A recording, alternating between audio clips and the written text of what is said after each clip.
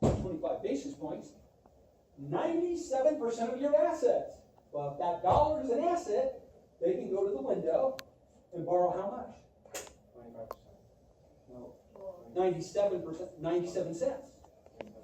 Okay? So that $1 now is an asset on the bank. Now they get plus $1.97, or I'm sorry, 0.97 equals now $1.97. Wow. Guess where this is up on the books? At the bank. It's an asset. So what can I do with that? I can go back to the window. I can now borrow 97% of my $1.97. So I go back over here. How much is that? 97 out of 197. No, it's gotta be like 390. 97. 397? Take $1.97. The total of it? Times 97%. Is it $1.91? It's $1.91, but it's 388 after 97 again. Okay. So now, how much does the bank have on assets? $1.97 and $1.91. That's 387, right? Go back to the window. Borrow 97% of that. It keeps going and going and going. Okay? 3.7. They can do this 26 times. 26 times. So that $1, I think by the time you do this 26 times, about $1 million. I don't know, you gotta figure it out, I haven't figured it out. For $1. Is that called leverage or what? Okay, so when I ask you this, that dollar, they put out on the street at that $1 now becomes $1 million at 5%. How much do they make it on that, just that $1?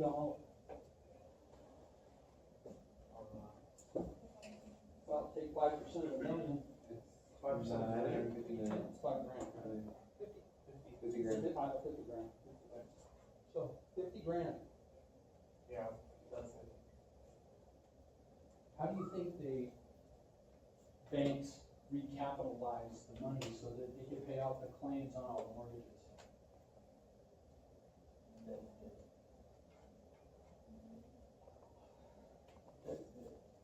You and I, we're just a Ponzi out there, just going, wow, they have to be $28 billion.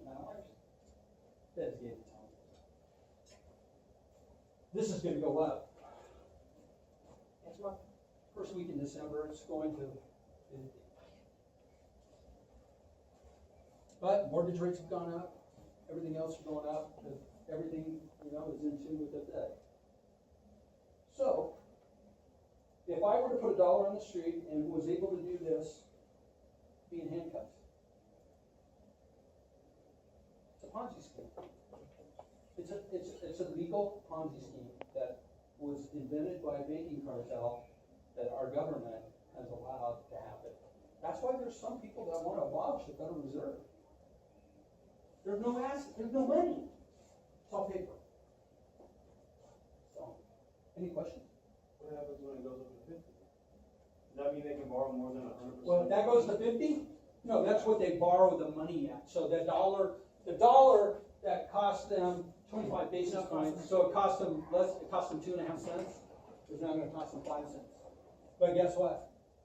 They're gonna get 6 here. They're gonna raise your rates. Right. To the consumer. And here's, get that part. But once you understand this and how the system works, then you'll really realize, wow. So, because of time, do you guys have any questions that You cut me off and I'm right in a roll. I have a few more things. Go right ahead, please. So, It's our break time. You guys okay? Because I wanted to get into mortgage-backed securities. Okay, mortgage-backed securities are, anybody know what mortgage-backed securities are? Just assuming. Okay, mortgage-backed securities are a group of mortgages that are bundled up and then they're sold to investors, you and I, through mutual funds, through, different things like that, through mortgage bank or investment banking houses. How a mortgage works, and this might blow your mind a little bit too. You get a coupon usually on a monthly basis. Let's say, I love using B of A because I don't like them.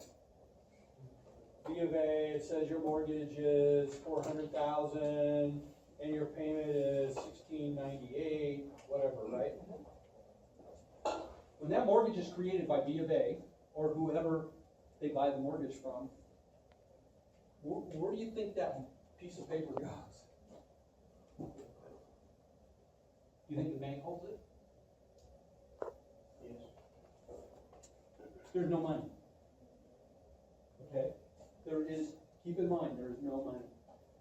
B of A is nothing but a big broker. Chase, nothing but a big broker. Who's the other big banks? Wells Fargo. Wells Fargo, well, is the mortgage holder for about a day. That loan is then sold to Fannie Mae or Freddie Mac. Something like that. Do you know what these are called? Or HUD. You know what these are called? Anybody ever heard of GSE?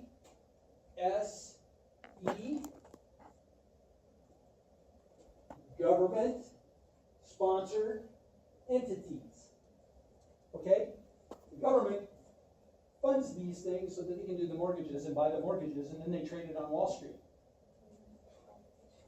Okay? So B of A now sells that to Fannie Mae, Freddie Mac, or HUD, but they collect the payment for Fannie Mae, Freddie Mac, or HUD. They get about 0.3% a year to do that. Okay? That adds up. So if you're doing 20 billion at 0.3%, figure it out. I mean, it's a lot of money. So they don't have your mortgage. The banks have no money. It's all paper. So it always enlightens me when I go in and I talk to somebody that's in the real estate business. Do you fund your loans directly? What does that mean? Oh, do you lend your own money? No. Oh, we don't want to work with you then. You made it neither. They have no money. They sell that thing. So it's pretty interesting how money really works. Any questions on mortgages or securities or bonds? Muni bonds?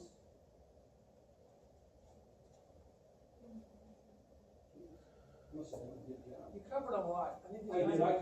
I gave you guys like a 400 course. Yeah. Maybe this enlightens you enough to get the book and read it and read it and read it. I mean, I probably read that thing 3 or 4 times because I'm like, I can't do it. There's a hand back there. Oh, I was just gonna say, what are your top 10 stocks that you have? I only have about 10. Maybe. In my pen, I manage my own 401k. I manage my own Roth. And I have, what do I have in there? And I'm at a point right now where if the market goes up, goes down, whatever, I get up in the morning and I kind of watch and look at it a little bit, and I kind of see, like this morning, what certain things we're doing. And I know that certain things are down right now because of the market, and I know what's happening. And I just, I draw my dividend as long as, and if it goes, I made a mistake 60 days ago. I made a big mistake. I have a company called, look at this one. It's a real estate investment trust. It's called Annaly Capital. It's NLY. Been around for a long time. Holds all kinds of commercial paper, mortgage-backed securities, a conglomerate of just stuff. They make their money on leveraging, buying and selling. That will, keep it,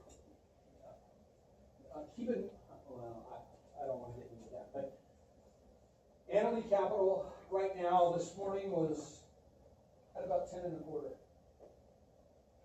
pays about 11.5%.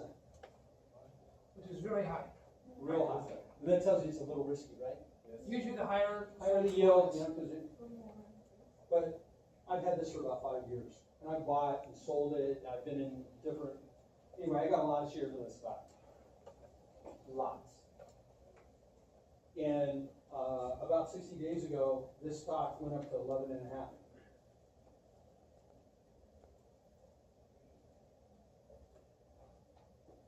Now, I'll tell you exactly where I was. 11.28. How do you remember that? I put a sell order in at 11.29, and it went down from there. Why did it go down? It holds a lot of mortgages, and it has some bonds in it. As stock market, as equities go up, bond market goes down. So, anyway, I had that one. I love Ford. Does anybody know what a PE ratio is? I know my pH goes. PE is price earnings ratio, okay? Most of the stock market right now is around 18 PE. Ford's PE, 6. And it pays about 6.25 right now at its current price. I think it's about 12. It touched 12 today, and I think it fell down below. What else? One more thing you covered because of time. By the way, thank you so much for doing this, but a lot of these people in this class in the next 10 years probably buying a house. Most of them, I would imagine. So if you can buy a house, you should buy a house. So buying a house, you know, there's 30-year mortgages, there's 15-year mortgages. What advice would you give as far as paying it off sooner, making extra principal payments? What kind of advice would you give these future homeowners on how to buy in? It's a very good question. A lot of people out there say leverage your house, leverage your house, leverage your house. But I'm going to tell you what. You know that means, guys, You know what leverage your means? house? It means use your house as collateral, basically. Well, like in Marietta and Temecula, the average price of a home went up 13% last year. That's a lot. So that means you can borrow 13% more money that would be leveraging it. You know, my advice to you is to buy a house that you want to live in and you want to keep for the rest of your life. And what I mean by that is, I'm kind of old school. Pay it off. Pay it off early. Take money, pay it down. Now, there'll be a lot of people out there that tell you not to do that because they want to take your money and invest it. Is it better to get like a 30-year one, so it has a lower rate, but pay it off early? Well, 30 years is your highest rate. Oh. As you come down to a 20, 15, and 10, and a 5, believe it or not, I've done a 5-year before, the rate gets lower. The cost of money gets lower. So, it's very hard.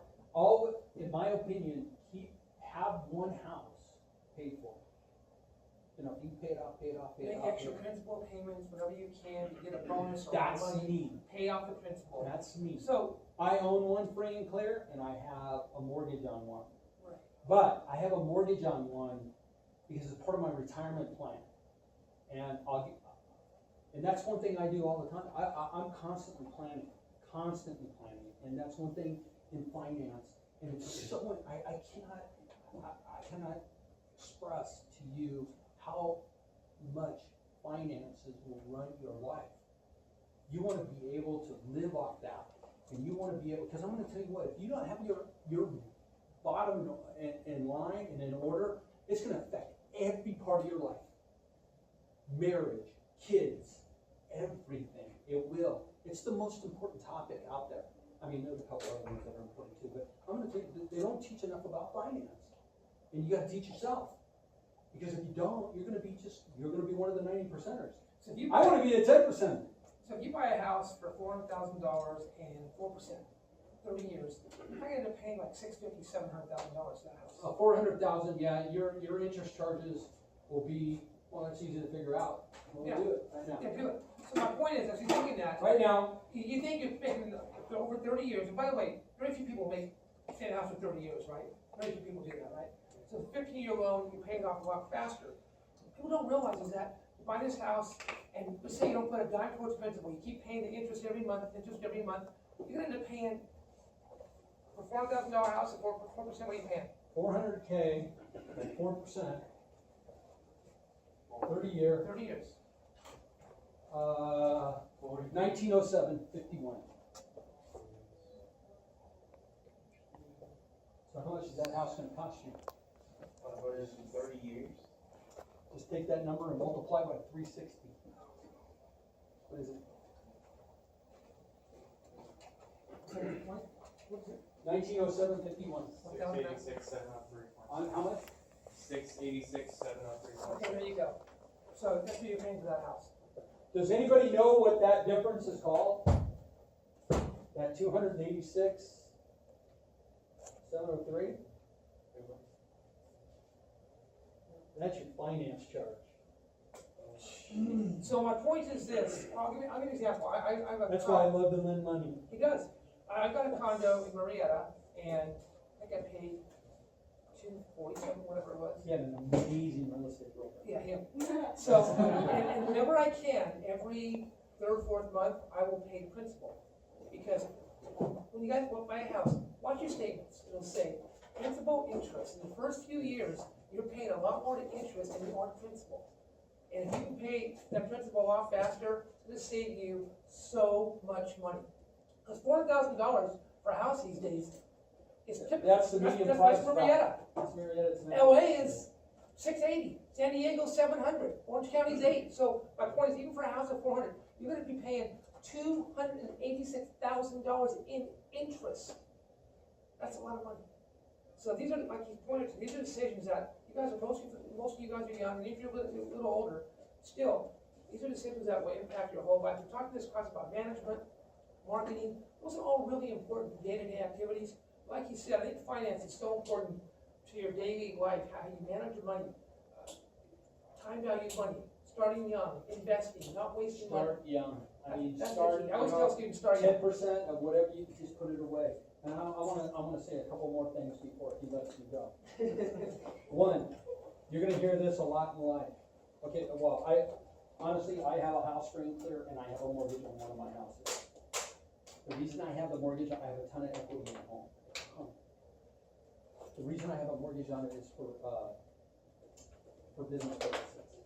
I have a home up on the west side of Marietta that 6 years ago I bought a house up in the mountains, and I decided to move up there and rent that house In Marietta. in Marietta.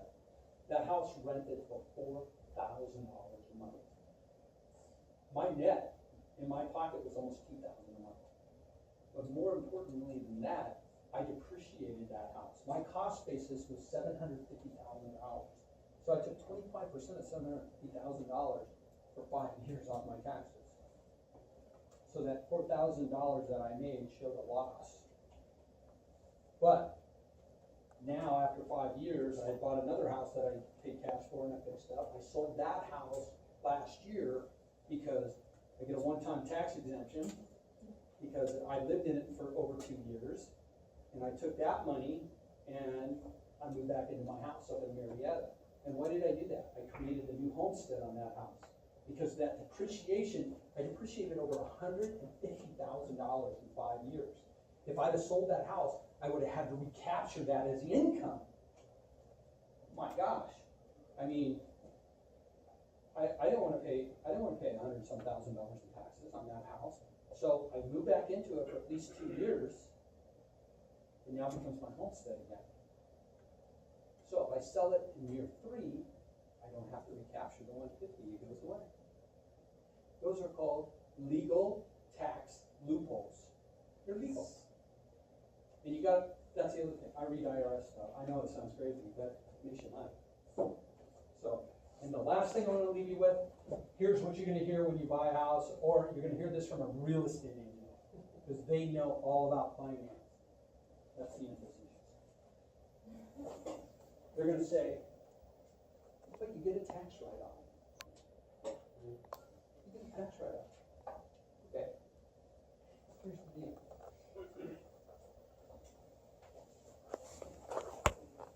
say you're in a 30% tax bracket. You give me $1. Anybody got $1? Yeah, I got a dollar. I got one. $1. Oh. Come on, come on. Yeah, because you know you're not getting it back. Yeah, you are. Thank you. He gives me $1. You're in a 30% tax bracket. You get 30 cents back. I mean, 70 cents. Who wins? You. You don't buy the tax write-off thing. I know $1. That's just a selling tool.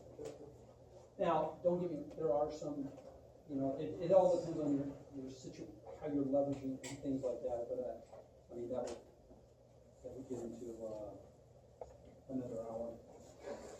Anyway. So, for the last hour and 20 minutes, you guys now had a master's PhD seminar. As far as a lot of the terminology that was used, but I want to just summarize and say, first of all, thank you so much for coming. Let's give my hand for coming. And all the terms he used, all the things we talked about, I'm sure for most of us, including myself, it's kind of like, I know most of the stuff, but not sure what he does, but most of you, it's like, what's he talking about? I'll never remember that at all. But I think the point he's trying to make is that the more you learn, the more you know and understand the system, the way it works, you can do things to benefit you. The way you buy houses, the way you invest, the way you know the tax code. This takes time to learn. But it's things that you do that can benefit you greatly financially in your life. So these are just a lot of terms. If you read the chapter, on chapter 16, it talks about a lot, not in this depth, but I asked him to come by and talk about the things that are in the book, but give you guys a real world perspective on these issues as well. So again, thanks so much for coming. Got it. Touched pretty much everything. So guys, Thanks for listening. let's wait till 8:30. We'll come back and kind of do a